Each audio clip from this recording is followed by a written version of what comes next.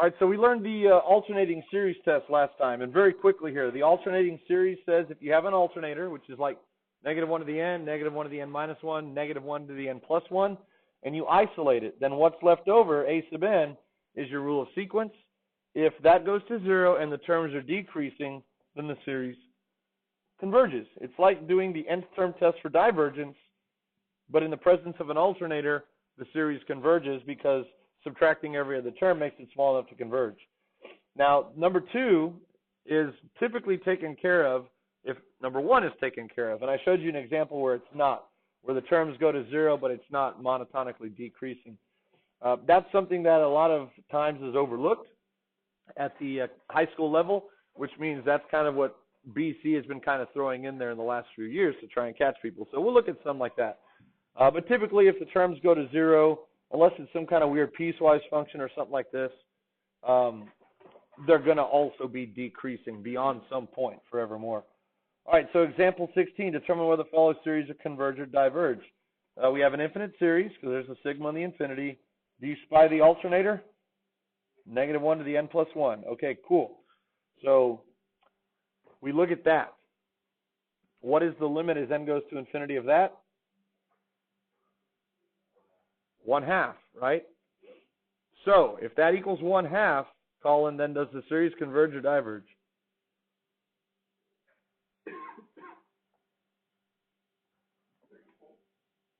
No. It's equal to 1/2. So if the rule of sequence does not equal 0, we know it diverges, right? But by what test? The alternating series test is a one-way test. It's only a test for convergence. So we would say the limit as n goes to infinity of n over 2n minus 1 equals 1/2, which is not 0. So the series does what? Diverges by, do we say by the alternating series test? No, by the nth term test. Okay? The alternating series test is only a test for convergence. Only a test for convergence. But it turns out that if the alternating series test fails for reason number 1, it diverges already then by another test. Okay? Make sense? Okay. How about this one? You see the alternator, negative 1 to the n. So you isolate it and you look at what's left over. What is the limit as n goes to infinity of n over the natural log of 2n? Does it go to 0? No, it actually goes to infinity. Right? Is infinity 0? No. So here's 2 in a row after we learn the alternating series test for convergence, where the series diverges by, again, the what? By the nth term test. Yeah. So I do that on purpose to show you that the alternating series test is not a test for divergence. All right. What is this guy doing in the alternating series section? Is this an alternating series? We got cosine of pi n in the top. That doesn't look like negative 1 to the n or negative 1 to the n plus 1. If you actually plug in values of n, let's see what happens. When you plug in a 1, you get cosine of pi. What's cosine of pi? Negative 1. Plug in a 2. What's cosine of 2 pi? Positive 1. What's cosine of 3 pi? Negative 1. Cosine of 4 pi? 1. This is the hidden oscillator. Okay? So you got to be on the lookout for full multiples of pi for cosine.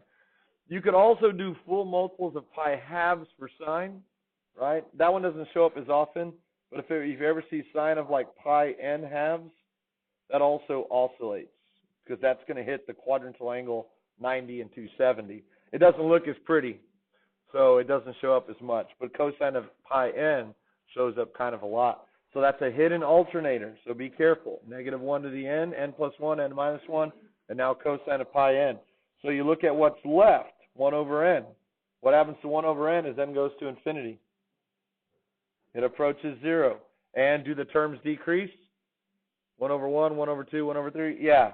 So you could say the limit as n goes to infinity of 1 over n equals 0. And 1 over n decreases. You don't have to say for all n, just say it decreases eventually. This one decreases for all n greater than or equal to 1. So the series converges by the alternating series test AST. Which is kind of interesting, right? Because let's think about it without the alternator. If I just think about it without the alternator, that is from 1 to infinity of 1 over n, what do we know about that series? This is your divergent, P series, known as the harmonic series. It's the gatekeeper for those that converge and diverge. But it's kind of interesting. If you throw an alternator in there, you make the harmonic series, which diverges, a convergent series. So subtracting every other term for something that goes to infinity is enough to make it small enough to converge. That's kind of interesting. Okay, so because this one only converges if you subtract every other term in the presence of an alternator, we call this one a conditionally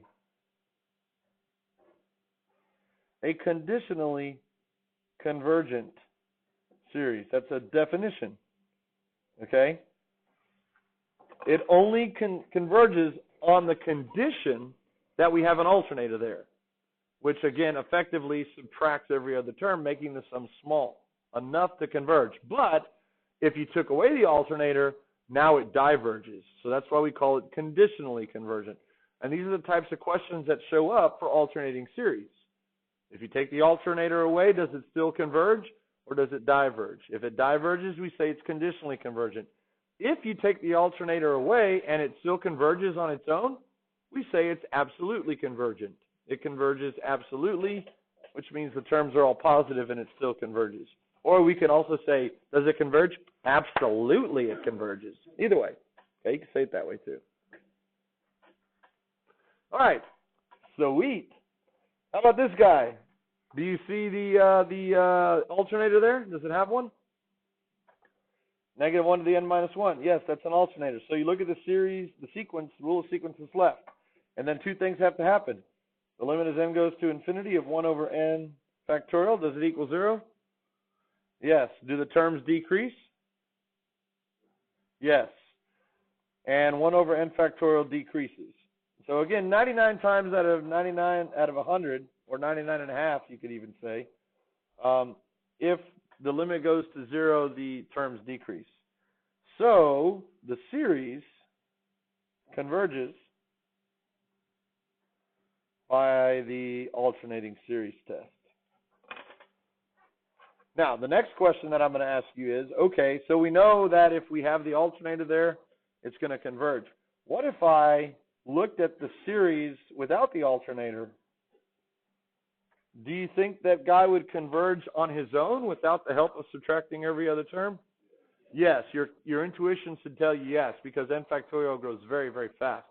And if P series, like 1 over n to the 1.1 grow fast enough to converge, then 1 over n factorial certainly goes to 0 fast enough to converge. And you're right. So this one converges with the alternator and without the alternator. So we say that this one is absolutely convergent. It's absolutely, bless you, convergent.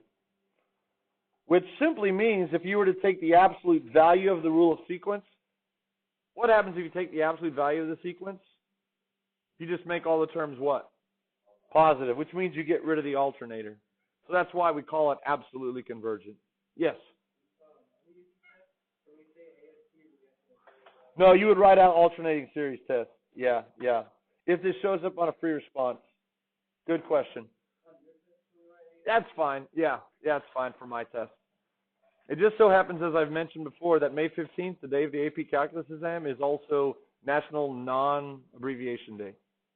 Okay, so you celebrate by writing things out. You can still say max, min, and then like IVT, EVT, MVT, those are appropriate abbreviations. But everything else, go ahead and write out. Differentiability. Oh, I hope you don't have to say that, right? Okay.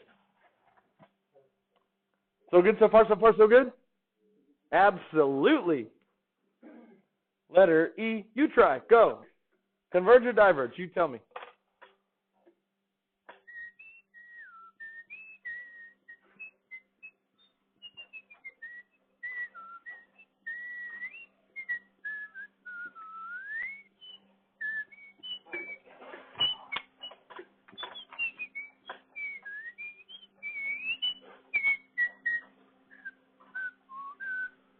All right, that was a fast 30 seconds. What'd y'all get? Converge, diverge? Converge. Yeah, again, these could show up very quickly on multiple choice questions. You see the alternator, -1 to the n, so then in your mind, you just look at what's left over. This grows like a 1 over n squared, yes? It grows like a 1 over n squared, which you know converges. And so those go to 0, and bless you, they're decreasing. So this one does converge. Okay, and you could show that it converges what? You think it converges absolutely or conditionally? Absolutely, yeah. If you got rid of the -1 over n, and that's, bless you, if you don't want to use the alternating series test, you can actually take the alternator away and then use like the limit comparison test and show that it converges without the alternator, and therefore it converges absolutely, so it converges with the alternator.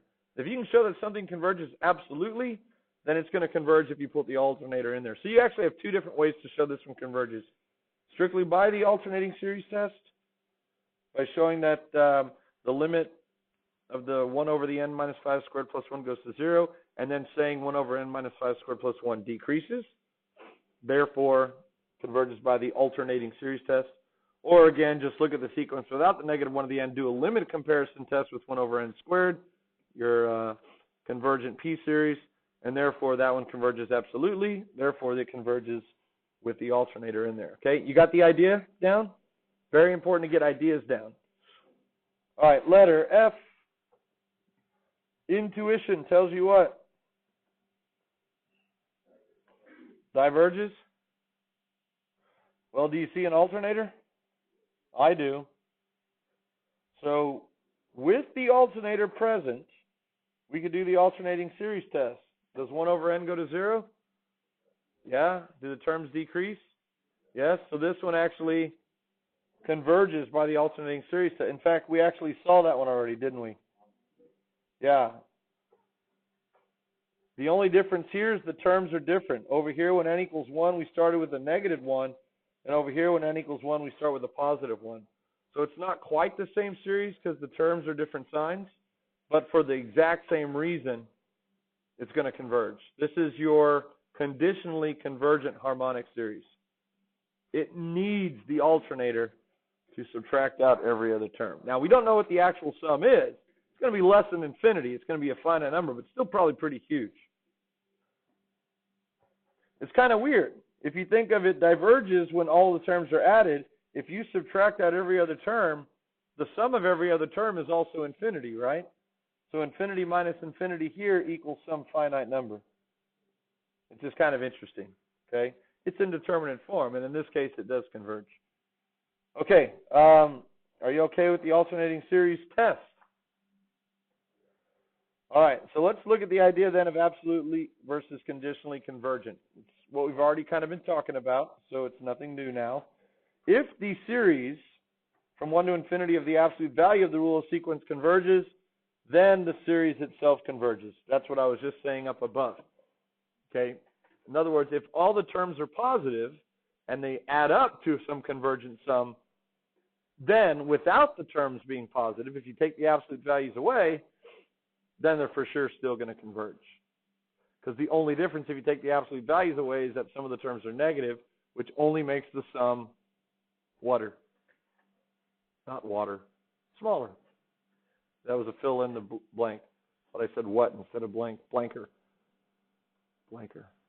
Okay. Yeah, okay. That reminds me of one of my favorite Brian Regan jokes where you go to the card section in the store and they have like all the different, anniversary, happy birthday, but they have the blank inside, right? So you buy one from the blank inside and you send it to someone. Sorry you're feeling so blank inside. Anyway, you had to be there. All right. Crazy fact. We're not going to get into examples of this, but it's out there if you want to research it on your own. Crazy fact. Sometimes, if you have an alternating series that converges, plus minus plus minus, or minus plus minus plus, if that converges to a finite number, sometimes a mere rearrangement of the terms can yield to another convergent series that gives you a different sum, which seemingly violates the law of the commutative property of addition or the associative property of addition. Either one, both of them really, right? Because you know from your schooling that you can add terms in any order and get the same sum, but not so in some infinite convergent alternating series. If you add the terms in a different order, you get a different number. That's bizarre. Crazy fact. Crazy fact. Yeah. It's gonna be kind of like Gabriel's horn, Torricelli's trumpet. You just have to accept it and move on. All right. A series is absolutely convergent if it converges on its own. Let's determine if these are absolutely or conditionally convergent. Okay. Letter A. First of all, is it a alternating series? Yes. So there's two ways to test for absolute or conditional convergence. You can A, test the series as it's given and then see if it converges without it, or you can get rid of it to begin with and see if it converges. And then if it converges without the alternator, then you know it's going to converge with the alternator. Okay, so either way, let's just go ahead and look at it the way it is. Okay, with the alternator there, I can use the alternating series test. Evaluating 1 over the square root of n. Does this series converge or diverge? Well, we wouldn't say diverge. Does it converge by the alternating series test, or does it diverge by some other test? Does 1 over the square root of n go to 0 as n goes to infinity? Yes, it does. Yeah, it does. Do the terms get smaller? Yes. Okay. So this one converges by the alternating series test. But now, let's get rid of the alternator, 1 over n to the 1/2, and that does what? Converges or diverges? Yeah, that's a divergent p-series. A divergent p-series. So it diverges without the alternator and converges with the alternator. Therefore, so the series, n equals 1 to infinity of negative 1 to the n over the square root of n, converges how? Conditionally, yeah. And that condition is the alternator must be present. So it's a conditionally convergent alternating series, similar to 1 over n, the harmonic series.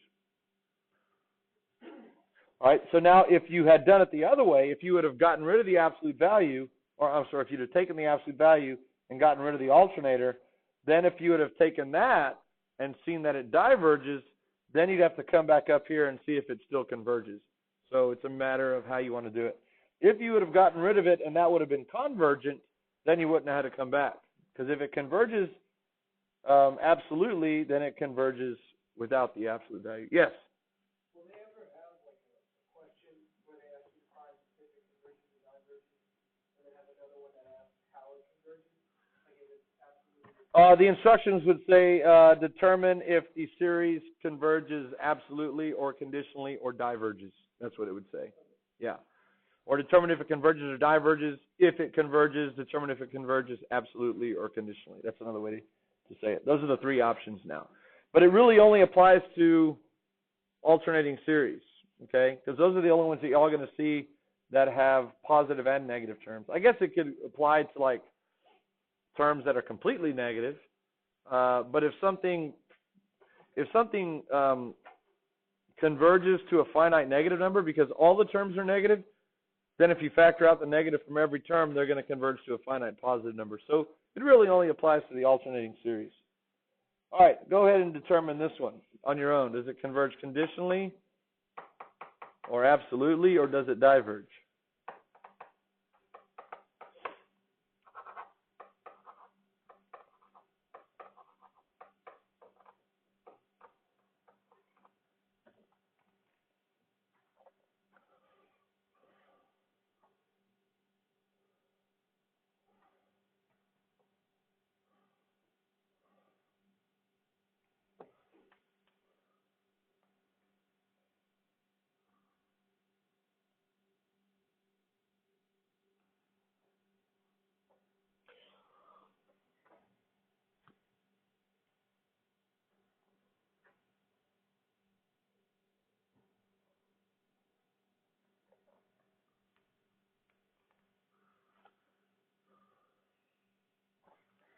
What do y'all think? It converges absolutely, yeah. With the alternator there, 1 over 3 to the n goes to 0 and decreases, so it converges by the alternating series test. But if you just looked at the series 1 over 3 to the n, that would be the same as 1/3 to the n. That would be a convergent geometric series with a ratio of 1/3. So this one converges absolutely. Yeah, converges absolutely. Now notice, every geometric series with the negative ratio is also an alternating series. You can actually write this one like that. Notice the n's are different. So here's how you can make the n's match up. -1 to the n plus 1 is the same as -1 times -1 to the n. Would you agree? Yeah. Okay, so then you could bring that negative out front and say that it's -1 to the n over 3 to the n, which is -1/3 to the n. And now this converges by the geometric series test, since the absolute value of r is the absolute value of -1/3, which is equal to 1/3, which is less than 1. And you can actually find its sum, can't you? And then multiply that sum by a -1 to get the answer. So again, this one could fall under two different types of tests. It could say converges by the alternating series test or converges by the geometric series test. The geometric series test is a little bit preferred because you can actually find the sum, which in the alternating series you can't. Okay? But it does converge absolutely by the geometric series test. Okay, so you could also show that. All right. So here's the alternating series remainder, and this one is on the AP exam. We've already seen the integral remainder, which was not on the AP exam, but it's the same idea. You can approximate a sum by adding up the first n terms, getting the partial sum. But then you want to know, how accurate is that sum? How close am I to the actual sum if it converges? Well, for the integral test, you know that you're within the integral from that number of terms to infinity. For the alternating series, you can do something very similar. You can get an upper bound on that remainder, okay? So first of all, S sub n is going to be the sum of the first n terms. We know that. We say R sub n is the remainder or the error, same thing, or the error from adding n terms. And it's defined to be the actual sum.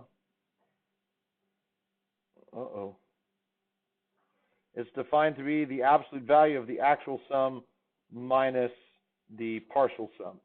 Now, we don't know what that is. If there were a way to find the actual remainder, that'd be a way to find the sum of every alternating convergent series, okay? But what we can do is we could say that that's less than or equal to some number, okay? We could say that it's bounded by some number, meaning the error could be anything less than or equal to within that number. We don't know what the actual error is. For the integral test, remember, it was the integral from n to infinity. For the alternating series test, it's even easier. It's the absolute value of a sub n plus 1. I should have added that up here. It's not up here. But it's the absolute value if you get rid of the plus or minus.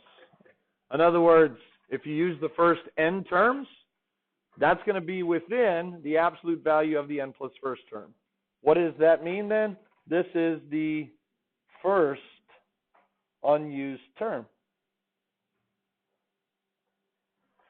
So if your partial sum is the sum of the first 7 terms, you're going to be within the absolute value of the 8th term from your actual sum. If you use the first 20 terms, you're going to be within the absolute value of the 21st term from your actual sum. That's pretty cool, okay? It's a lot easier than the integral test. You don't have to actually compute anything. You're just going to generate the next term, take its absolute value, and that's your error bound. You know that the sum is going to be within that number. All right? Now, if it ever asks you to give an interval in which the sum can live, remember for the integral bound, S sub n was our lower bound because dogs cussed in prison. The terms were decreasing, continuous, and positive. For alternating series, Every other term adds and subtracts. So in this case, to get your lower bound, you can't just use S sub n. You actually have to take your partial sum and subtract the remainder, because it could very well easily be a number that's smaller than that, right? Because you're subtracting, and then your upper bound, you add. So that's the same. The upper bound is you add.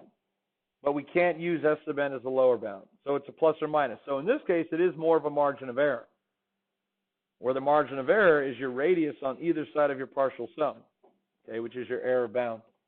Let's try it out. This is a very important idea, because this gets into a little bit of Lagrange error bound as well, which is the last thing we cover this year. Approximate, so we're on squiggle alert, the sum of this guy by using the first 6 terms, and then find the error. We'll say the maximum error. Use your results to find an interval in which S must lie. Okay, well, first of all, is this going to be convergent? If so, conditionally or absolute, or does it diverge? It converges absolutely. They're not going to ask you to find the sum of something that diverges. So this one converges absolutely. All right, so we need to find the sum of the first 6 terms. So let's use the calculator for that. So S subscript 6. And if you know the keystrokes, that's great. If you don't have a calculator. Alpha window number 2, right? Alpha window number 2. We're going to take the sum from n, which I'm in function mode, so I'm using x. I'm fine with that. From x equals 1 to 6 of my rule of sequence. And you do need to write, we tested for absolute convergence, but you need to have the alternator in there. So parentheses -1 to the x minus 1 power. When you're in sequence mode, it knows to count by 1. All over x factorial. Where is factorial found? Math. Click the probability over here. And then it's number 4. Math probability 4. Or you can go to your catalog. Okay, math probability 4. Is it? Alpha window. Oh, there it is. There it is. Okay, alpha 9. Thank you. Yeah. I don't use that often. So alpha window number 9. So you don't have to remember the keystrokes. All right, so there it is. Double check. That looks like it's it. Hit enter. And you're going to get 91 1/44, which let's see what that is as a decimal. 91 divided by 144.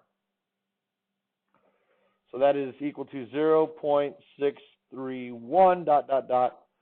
I'm going to store that as alpha A. Okay, alpha A. And I'll write that as A on my paper. All right, so now we need to figure out the error bound. So here's what you could say. You could say that R sub 6, that's the remainder, is going to be less than or equal to the absolute value of A sub what? 7th. Yeah. Now you don't even have to write A sub 7th. You could just write what it is equal to. I need the 7th term. So when n equals 7, all I got to do is plug it in there. And because it's the absolute value, you don't even need to bother plugging the 7 into the top. 7 minus 1 is 6. It ends up being positive. But if it were negative, you'd get rid of that anyway. So it's just 1 over 7 factorial. So notice it's R sub 6 is less than or equal to the absolute value of the 7th term, and the absolute value of the 7th term is equal to 1 over 7 factorial. So let's go ahead and type that in. 1 divided by 7. I'll go alpha window. I like that. Number 9. That's a very small number. Okay? That's 0.0001984. Very small number. I'm going to store that as alpha B. So that's the answer to the maximum error. That is the error bound. When we do this later at the end of the year for Taylor polynomials, a lot of the times on the free response, they'll make the Taylor polynomial an alternating polynomial. And when they ask you for the Lagrange error bound, it ends up being the alternating series error bound, okay, which would be no more difficult than what we just did. But sometimes it's not. But in this case, we know that our sum of 0.631 is within that number of the actual sum. I don't know where within that number, but I know it's definitely not bigger than that. So to give an interval in which the sum actually lives, and again, we talked about this, I'm going to use brackets because it is the maximum error and it's less than or equal to. It could be, in this case, that when I subtract, it's equal to the number. So here we do need brackets on both ends. Now for me, I'm just going to go, since I stored them as A and B, I'm going to hit my lower bound as alpha A minus alpha B. Don't forget to subtract again because we have an alternating series. So 0.6317460,317. Here's one of the times where I would probably write out more decimals. It'll tell you if it wants more than 3 decimals on an AP free response, it'll tell you how many decimals. And now you can just hit alpha A plus alpha B for the upper bound. 0.6321428571. All right, so I wrote those down. And let's see, those are the same to the second decimal place. So it's between 0.631 and 0.632, essentially. Now, that's the end of the problem. We're done with that part right there. The maximum error is 0.0001984. And then the sum lives in that interval. We can now, if we want to, with the luxury of having this calculator, we can come back here, and instead of adding the first 6 terms, we can just stick with, it's factorial, so it's going to go very, very quickly. So if you went up to 20,000, it's probably going to overload. It's already overloading when I go to 200. Factorial goes faster than exponential, so this thing converges very rapidly. Let me go to 20 terms and see if that's okay. So this is probably a pretty good approximation of the sum to 3 or 4 decimal places. 0.63212. 63212.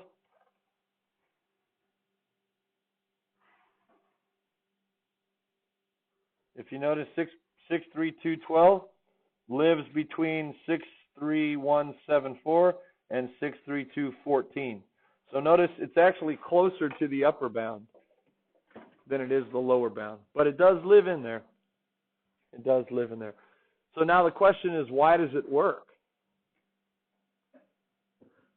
This one might be a little bit easier to understand why it works than the integral test.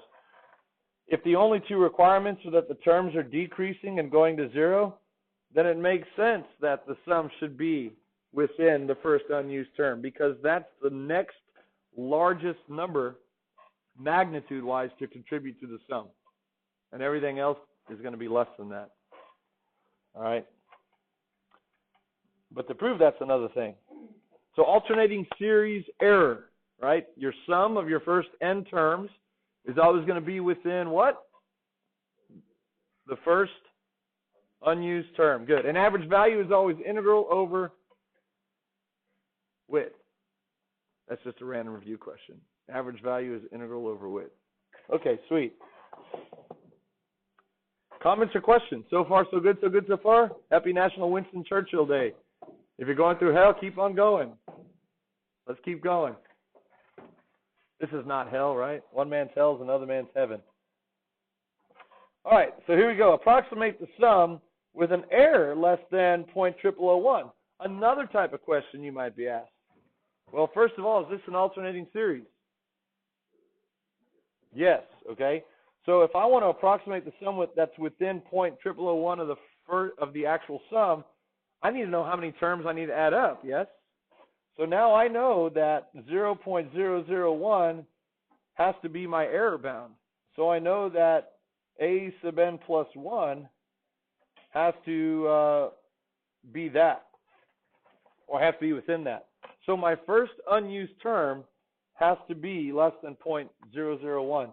So how are we going to figure out how many terms to use? This one is literally a trial and error, okay?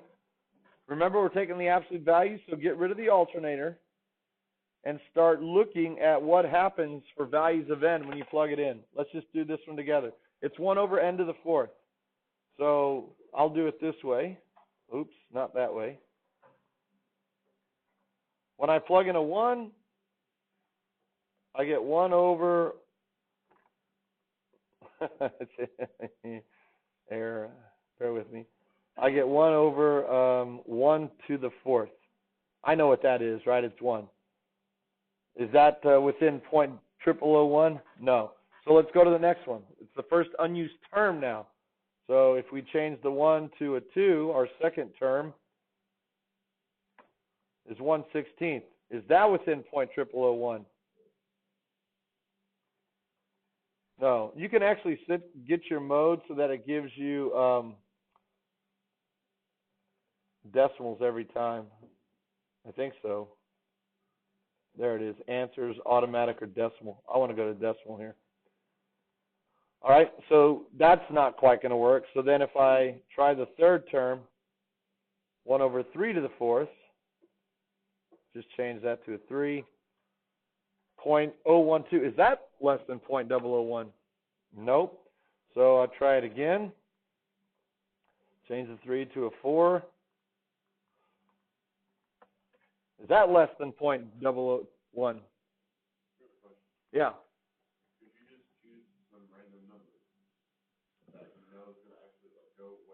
And then work backwards? Well, because it says less than .001, so you could go anywhere. Oh, right. You can actually go way less. You could go way less. True. Yeah. So what if it said, yeah, and that's great. I'm glad you asked that, because you could go way less and quit as we say, pussyfooting around. It could say, what is the fewest number of sums to have an error less than .001? Yeah. Good point. Good point. We would still need to go a little bit further here. So if you go back one more time, it looks like we probably will have it on the next one. Now, you don't have to even do trial and error on here, as of course you probably already well know. Is that less than .001? No, we got to go again. So maybe 6 will be the case. All right, that's going to be .0007, right? .0007. So that's actually going to work. So it turns out that the 6th term was the first one that gave us a number less than .01. So if the 6th term is going to be the first unused term, then what is n? 5. Okay? So if 6 is the first number that has a number less than .01, then we have to approximate the sum by using at least 5 terms, okay, as what Colin said. So S sub 5 would be, and now we can go to the calculator and type it in, alpha window, summation.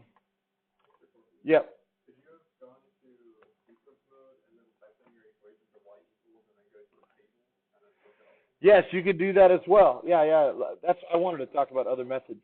Yeah, you could go to sequence mode, type the equation into y1, and then look at the table. Yeah, and scroll through the table. It'll give you more decimals down at the bottom. You could have even have done this.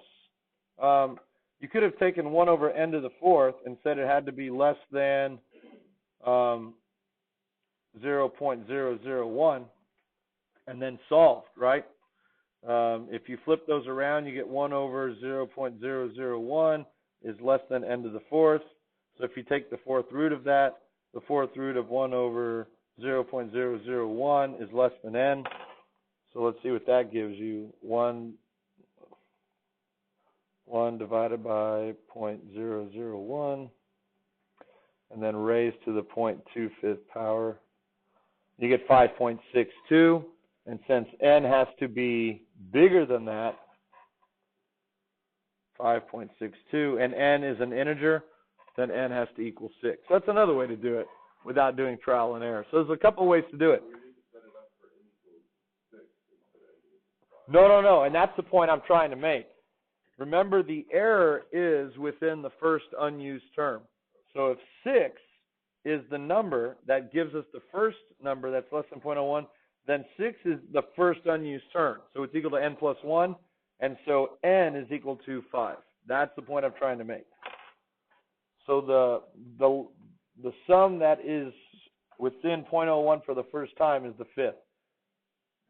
So I'll just go through the motions here now. Oops.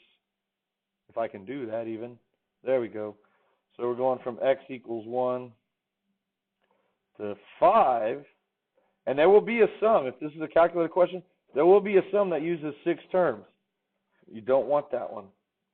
That's the first unused term. So you back off 1 term. X plus 1, and then divided by x to the 4th. And so you get 0.947 or 948 is your partial sum. And that's within 1,000th on either side of the actual sum. All right, so a couple of ways then for them to ask that question, and then a couple of ways for you then to find how many terms that's going to involve. Guess and check, table of values that Mr. Booth kind of mentioned, or just set up your inequality and solve, okay? All right, any questions about alternating series? They're very, very important because it's conditionally and absolutely convergent, and they have the error bound involved with them as well. Okay, let's look at the next one, the ratio and the root test. These are the last 2 tests. Yay. Of the 2, the ratio test is probably of more significance because when we get into interval of convergence for Taylor polynomials, we're going to be using the ratio test primarily. So they're both very, very similar. Here's what the ratio test. Let's have an infinite series of non-zero terms. Then the series converges if the limit as n goes to infinity is less than 1. So it's very similar to the limit comparison test, but except we're not using 2 different limits. We're using, or 2 different sequences, rules of sequences. We're using 1. We're taking the limit of the absolute value of the ratio of the n plus first term to the nth term. That is the subsequent term to the previous term. The n plus first term to the nth term. If that ratio is less than 1, then the series converges. If the ratio is greater than 1, the series diverges. And like the second derivative test, unfortunately, it's inconclusive if the ratio equals 1. You have to try another test. Okay? So this is a 2-way test. It's a 2-way test. Now, how do you know when to use the ratio test? First of all, it's a test for absolute convergence. Let's get that out of the way. It's a test for absolute convergence because we're taking the absolute value. It works well for things that grow very, very rapidly, such as factorials or exponential / geometric series. Okay, so if you ever have like a combination of factorials and or exponential factors, look to do the ratio test. For instance, example A, never not first. What does the nth term test tell us? The limit as n goes to infinity of this one is 0, right? N factorial grows faster than 2 to the n. So the nth term test for divergence is inconclusive. This is not a power function. It's not a p-series then, so it's not a geometric series either. What can we use? Well, we have factorials and or we have exponential. So here's what the test would look like. By the ratio test, we're going to take the limit as n goes to infinity of the absolute value. Now here's how you get the n plus first term. You just replace n with n plus 1. So you get 2 to the n plus first power divided by the quantity n plus 1 factorial. That's the n plus first term. And then all of that's divided by the nth term, which is 2 to the n over n factorial. So it's always replace n with n plus 1 and then divide it by itself. Now these two you can get really, really good at setting it up because dividing by a fraction is always going to be the same as doing what? Multiplying by the reciprocal. So this is the only time I'm going to set it up with the division. In the future, I'm just going to go ahead and say, okay, divided by that is the same as multiplying by the reciprocal of what the original thing is. So replace n with n plus 1. And now you look to simplify. All right, let's look at the powers of 2 first. There's actually more 2's in the top or bottom? Top, right? How many more 2's are in the top? 1. So all of them will divide out except 1. Or you can write 2 to the n plus 1 as 2 times 2 to the n if you want to do that. And then that's going to be 2 to the n in the bottom. And now which one's bigger, n factorial or n plus 1?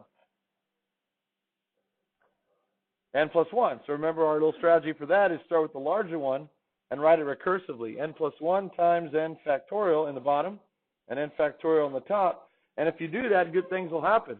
Things start dividing out. What happens with your n factorials? What happens with your 2 to the n's? They divide out.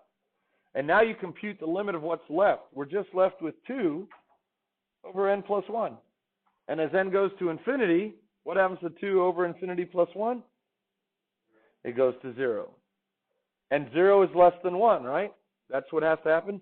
So the series converges by the ratio test. The ratio test and the alternating series test are the two most important tests. Aside from p-series and geometric series, those specific types themselves. So even though 2 to the n grows very robustly, n factorial grows fast enough to offset it and pull it down to 0. Okay? We'll stop right there for the day. Okay? That's a pretty good bite out of it. We should be able to finish tomorrow. Example 22 is just kind of random putting it all together. So we're looking at a Wednesday due date for the homework. So make sure you're working on it. Any comments or questions regarding today? Lady Astor and Winston Churchill were famous for having barbs back and forth with each other. Two of the most famous were one time Lady Astor was mad at Churchill and said, "Churchill, you're irascible. If you were my husband, I would poison you." And he said, "Lady Astor, if I were your husband, I would drink it." Yeah, face. And another time, Winston Churchill was drunk at a function and said, "Churchill, you're irascible. You are drunk." He goes, "That I very well may be, Lady Astor, but tomorrow," I don't know, but let me back up. "That I very well may be, Lady Astor, but you, my dear, are ugly, and tomorrow I shall be sober."